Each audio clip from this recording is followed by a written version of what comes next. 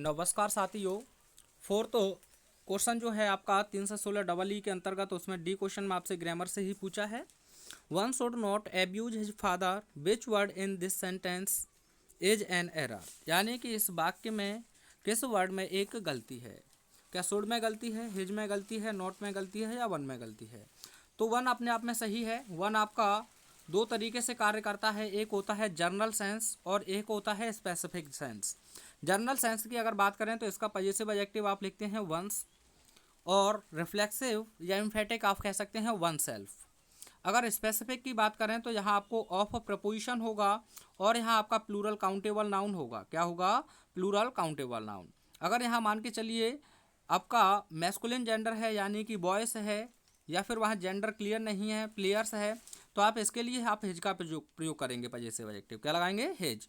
तो आप ध्यान रखेंगे, मैं एग्जांपल से क्लियर करूंगा। तो यहाँ आपका हिज में ही गलती है, यानी सेकंड पार्ट में गलती है। जैसे अगर मैं लिख दूं one of the boys are present in the class, ठीक है, जो भी क्वेश्चन रहा है आपका, तो आपको यहाँ ध्यान रखना है। यहाँ यह स्पेसिफिक हो गया। स्पेसिफिक क्यों हो गया? इन लड़कों में से कोई एक लड़का क्लास में उपस्थित है, तो दो जगह पे यहाँ एक जगह पर गलती बनी। क्या बनी? यहाँ एक तो आर की गलती बनी, और अगर आप लिखते हैं इन वंस क्लास, इन वंस क्लास यानी कि अपनी कक्षा में, तो आप दूसरी गलती यहाँ देख सकते हैं, क्योंकि वन जरूर है लेकिन स्पेसिफिक है, यानी लड़कों में से कोई एक लड़का, तो यहाँ हेज होना चाहिए। क्या होना चाहिए? हेज। तो एक तो एज रहेगा और दूसरा हो जाएगा ऐसे केस में हेज। अगर यहाँ गर्ल्स होता तो भी यहाँ हो जाता हर। क्या हो जाता? हर। तो इस प्रकार से यहाँ आपसे एरर पूछ सकता है। इसके साथ साथ मैं कुछ और इंपॉर्टेंट आपको कॉन्सेप्ट कराता हूँ जो सीधे परीक्षा में आपको देख। तो ये क्वेश्चन है, देख सकते हैं आप। पहला क्वेश्चन है it is me who is your best friend. तो दोस्तों इट इज मी, इसका मतलब है मैं ही तो हूँ, मैं ही तो हूँ। तो ये जी हाँ लिंकिंग वर्ब है। लिंकिंग वर्ब के बाद हमेशा कॉम्प्लीमेंट आता है। कॉम्प्लीमेंट या तो नाउन बनता है या प्रोनाउन या फिर एडजेक्टिव। प्रोनाउन बनेगा तो हमेशा सब्जेक्टिव केस में। तो यहाँ आपको सब्जेक्टिव केस क्या लिखना है? आई।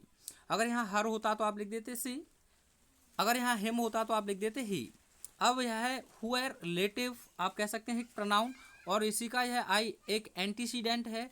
तो आने वाले क्लॉज में इसी एंटीसीडेंट के अकॉर्डिंग आपको हेल्पिंग वर्ब या मेन वर्ब का चुनाव करना है। तो यहाँ एज नहीं बल्कि आई के साथ क्या होना चाहिए? एम।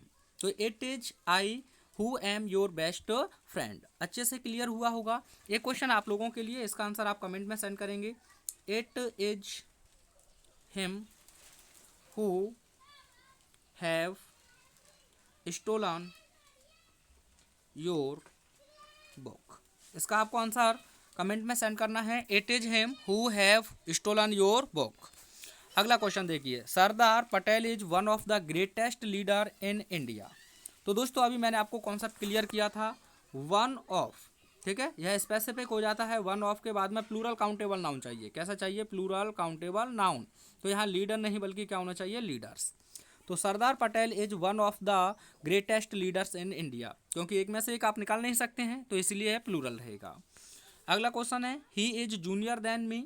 तो दोस्तों अगर हम बात करें, जो लेटिन एडजेक्टिव आपके आई ओ आर पर समाप्त होते हैं उनके साथ देन नहीं, कंजंक्शन देन नहीं बल्कि प्रीपोजिशन टू का प्रयोग करते हैं, और इसके बाद प्रीपोजिशन के बाद टू का ही ऑब्जेक्ट होता है, यानी प्रीपोजिशनल ऑब्जेक्ट। तो यहाँ रहेगा टू। जैसे सीनियर हो गया, जूनियर हो गया, इन्फीरियर हो गया, इनके साथ आप टू का प्रयोग करेंगे। इसके बाद आपकी कुछ वर्ब होती हैं, जैसे प्रेफर हो गया, इसी से आप बना देते हैं प्रेफरेबल। तो आपको ध्यान रखना है, इनके साथ भी आपको टू का प्रयोग करना है। एक अच्छा वर्ड ये है, जैसे कम लोग ही लिखाते हैं, तो एल्डर, एल्डर के साथ भी आप टू का ही प्रयोग करेंगे। नोट कर लिया होगा। अगला देखिए, mathematics are not an easy subject. तो मैथमेटिक्स की अगर दोस्तों हम बात करें, किसकी बात करें? मैथमेटिक्स। जो आपके सब्जेक्ट हैं जो ICS पर समाप्त होती हैं, जैसे मैथमेटिक्स हो गया, फिजिक्स हो गया, सिविक्स हो गया, इकोनॉमिक्स हो गया, तो ये सब्जेक्ट हैं जब जनरल साइंस में आए। किस में आए? जनरल साइंस में। तो ये सिंगुलर होती हैं, इनके साथ आपको लगाना होता है हेल्पिंग वर्ब भी सिंगुलर। क्या लगाना होता है? हेल्पिंग वर्ब भी सिंगुलर। तो सिंगुलर हेल्पिंग वर्ब अगर आपको लगानी है तो बोलिए क्या होगा यहाँ? एज। क्या होगा? एज। अगर मान के चलिए इससे पहले कोई डिटरमिनर लग जाए। डिटरमिनर आप जानते हैं, जैसे कोई पॉजिटिव एडजेक्टिव। पॉजिटिव एडजेक्टिव क्या होता है सर? जैसे आपका हेज हो गया, ठीक है, माई हो गया, अवर हो गया, हर हो गया, योर हो गया, या फिर डिटरमिनर आर्टिकल द हो, फिर इनके साथ आप प्लूरल हेल्पिंग वर्ब का प्रयोग करेंगे। किसका करेंगे? प्लूरल हेल्पिंग वर्ब का प्रयोग। जैसे अगर मैं आपको एक क्वेश्चन दे दूं, माई मैथमेटिक्स इसी को लिख लेते हैं, माई मैथमेटिक्स इज वेरी वीक। तो यहाँ मेरी सब कैलकुलेशन की बात की गई है, तो आपको लिखना होगा माई मैथमेटिक्स आर वेरी वीक। ये क्वेश्चन आप लोगों के लिए है, आपको इसे कमेंट में सेंड करना है। फिजिक्स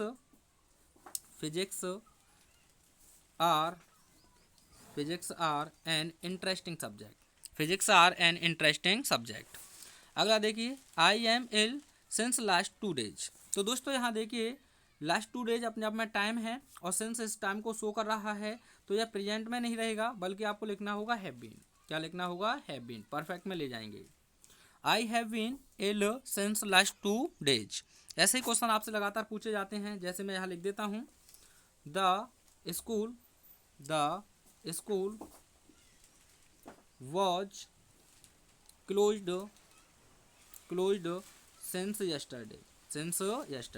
यह भी आपकी परीक्षा में पूछा गया है, तो आप ध्यान रखेंगे यहाँ वॉज नहीं, बल्कि आपको लिखना होगा हैड बीन क्लोज्ड या हैज बीन क्लोज्ड। ठीक है। अगला क्वेश्चन देखिए, sheeps are grazing in the field. Exam का काफ़ी फेवरेट है। शीप्स हो गया, साथ ही साथ हम बात कर रहे हैं डियर हो गया। ये दोनों वर्ड आप ध्यान रखेंगे, सिंगुलर और प्लूरल दोनों में एक ही रहते हैं, अर्थात इनमें हमें एस लगाने की कोई भी आवश्यकता नहीं है। तो यहाँ क्या हो जाएगा? Sheep are grazing in the field. अगर यहाँ एज होता तो इजी रहता, हमें कोई फर्क नहीं पड़ने वाला है हेल्पिंग वर्ब को लेकर। अगला वर्ड है he is an European by birth. वह जन्म से एक यूरोपियन है। तो आप जानते हैं वोवेल साउंड है यहाँ कि कॉन्सोनेंट, क्योंकि यह साउंड निकल रहा है, तो आपको आर्टिकल लगाना होगा ए। जैसे कुछ लोग ऐसे ईयर पढ़ते हैं, तो यह 2019 एयरफोर्स में पूछा गया है, तो इसे आप या तो ईयर पढ़ें या फिर ईयर पढ़ सकते हैं। तो इससे पहले आपको आर्टिकल ए ही रखना होगा। क्या रखना होगा? ए। ध्यान रखेंगे। अगला वर्ड है he is a most perfect gentleman. तो दोस्तों कुछ ऐसे एडजेक्टिव होते हैं जो अपने आप में ही सुप्रीम होते हैं, जैसे परफेक्ट हो गया, यूनिक हो गया, एक्सट्रीम हो गया। क्या हो गया? एक्सट्रीम। राउंड हो गया। ठीक है। तो ये अपने आप में ही परफेक्ट होते हैं। जैसे कंप्लीट हो गया, तो इनसे पहले ना तो आपको दा लगाने की मोस्ट लगाने की आवश्यकता है, ना मोर लगाने की आवश्यकता है, और ना ही इनमें EST लगाने की आवश्यकता है। ना तो आप परफेक्ट्स करेंगे और ना ही आप मोस्ट परफेक्ट करेंगे। ठीक है। ऐसे ही एक्सट्रीम्स्ट नहीं करेंगे, ना ही मोस्ट एक्सट्रीम करेंगे। ध्यान रखेंगे इस चीज़ को। तो इसमें क्या गलती है? मोस्ट नहीं रहेगा। ठीक है। द मोस्ट कंप्लीट भी नहीं रहेगा, वो कंप्लीट ही है, तो आप कंप्लीट ही रखेंगे। अगला है the area of Delhi is bigger than Agra. तो दोस्तों आपको ध्यान रखना है, तुलना हमेशा लाइक वाइज होती है। अगर मैं आपसे कहूँ कि उसके बालों की तुलना आपके जूतों से कर दी जाए, क्या संभव है? नहीं सर, बिल्कुल नहीं। तो यहाँ देखिए, जो दिल्ली की क्षेत्र की तुलना है वह आगरा से कर दी गई है, तो ये बात तो जमी नहीं। तो यहाँ कहने का मतलब है कि आगरा के ही क्षेत्र से करनी है आपको। किससे करनी है? आगरा के क्षेत्र से ही। तो या तो आप देन के बाद यह लिख दें द एरिया ऑफ आगरा, लेकिन आप नाउन का रिपीटेशन देखेंगे, तो अगर यह सिंगुलर है तो आपको लिखना होगा दैट ऑफ। क्या लिखना होगा? That of. अगर प्लूरल होता तो आप लिख देते दोज ऑफ। क्या लिख देते? Those of. ठीक है। ऐसे क्वेश्चंस आपको देखने को मिल जाते हैं। अगला क्वेश्चन देखिए, he is one of the best man that has ever lived. तो देखिए दोस्तों, यहाँ आप देखें तो मैन के बाद में वन ऑफ के बाद में प्लूरल तो आपको दिया है मैन, कहीं मैंस ना कर दें, दिमाग ना लगाएं अपना ज़्यादा। ठीक है। यह मैन का ही प्लूरल है, तो ये बात तो सही है। अगर देखी जाए सुपरलेटिव एडजेक्टिव के अकॉर्डिंग, जहाँ आपको यह रिलेटिव जो प्रोनाउन है दैट, वह भी बिल्कुल सही लगा है, क्योंकि सुपरलेटिव एडजेक्टिव हो गया, ओनली हो गया, फ्यू हो गया है, तो इनके बाद आने वाला हु और विच, इनमें से किसी का प्रयोग नहीं करते हैं, दैट का प्रयोग करते हैं। तो दैट अपने आप में रिलेटिव प्रोनाउन हुआ, इसका एंटीसीडेंट हुआ मैन। मैन के अकॉर्डिंग हैज नहीं, बल्कि आपको रख के चलना है हैव। क्या रख के चलना है? हैव। तो इस पार्ट में यहाँ गलती थी। तो दोस्तों अगले क्वेश्चन के साथ आगे मैं आपको मिलूंगा। आई होप यहाँ तक अच्छे से आपको क्लियर हुआ होगा।